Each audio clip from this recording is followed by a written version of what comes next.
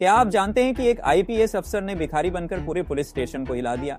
एक ऐसी कहानी जो आपको सोचने पर मजबूर कर देगी कि कैसे एक महिला अधिकारी ने भ्रष्टाचार का पर्दाफाश किया। वीडियो के अंत तक जरूर देखिए क्योंकि इस कहानी का क्लाइमैक्स आपको हैरान कर देगा। धनबाद झारखंड की यह कहानी है। एक परिवार में माता पिता के साथ एक छोटी बेटी भी थी। बेटी पढ़ाई में बहुत होशियार और बुद्धिमान थी। उसने सोचा था कि वह कुछ बड़ा बनकर अपने माता पिता का नाम रोशन करेगी। वह समाज के लिए अच्छा काम करेगी और समाज में हो रही गलतियों और गलतफहमियों को सुधारने का एक अनूठा तरीका अपनाएगी। इसी सोच के साथ उसने आईपीएस की तैयारी की और आखिरकार उसका चयन हो गया।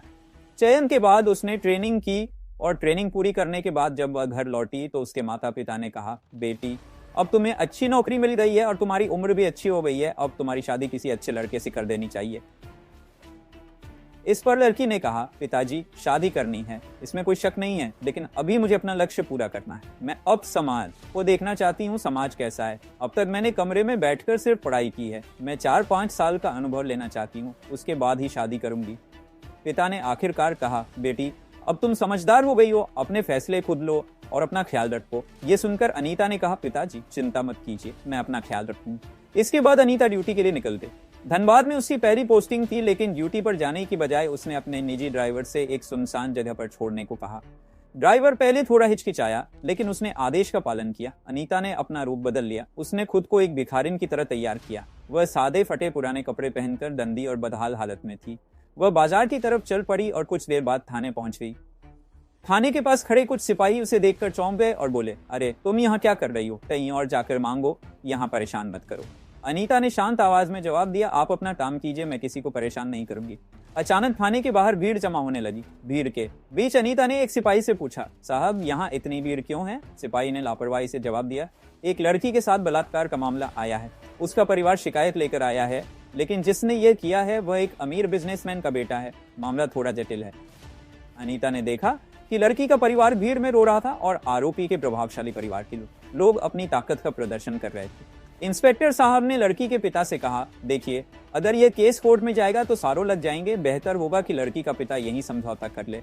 मजबूरी और लाचारी में लड़की का पिता इंस्पेक्टर को पैसे देते हुए दिखाई दिया। अनीता सब कुछ चुपचाप देख रही थी, लेकिन उसके अंदर का गुस्सा धीरे धीरे बढ़ रहा था। वह जानती थी कि अब समय आ गया है अपनी पहचान और अधिकार का सही इस्तेमाल करने का। अचानक अनीता ने अपना भेष उतार दिया और अपने असली रूप में सामने आ गई। सभी कर्मचारी घबरा गए और इंस्पेक्टर को फटकार लगाते हुए कहा,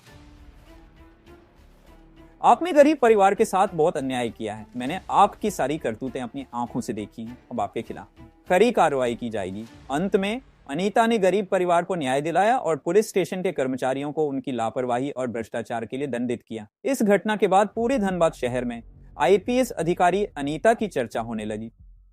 लोग उनकी ईमानदारी और कर्तव्य निष्ठा की तारीफ करते नहीं थक रहे थे। दोस्तों, धर्म सिर्फ पूजा पाठ तक सीमित नहीं है, ये अपने कर्तव्य को पूरा करने का मार्ग है।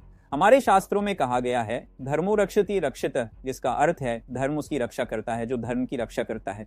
आज के परिप्रेक्ष्य में धर्म का मतलब है अपने कर्तव्यों को पूरी लगन और ईमानदारी से निभाना। इस कहानी को सुनाने का मेरा उद्देश्य किसी की भावनाओं को ठेस पहुंचाना, किसी को नाराज या परेशान करना नहीं था। Touch to a middle class home मेरा उद्देश्य केवल आपको जागरूक, सतर्क और सावधान करने के लिए प्रेरित करना था। यह पूरी घटना आपके दिल और दिमाग को सोचने पर मजबूर कर देगी कि हमारे समाज में क्या हो रहा है और हमें इससे कैसे निपटना चाहिए। दोस्तों, अगर आपको ऐसे ही क्राइम, थ्रिलर और रियल स्टोरी सुनना पसंद है तो हमारे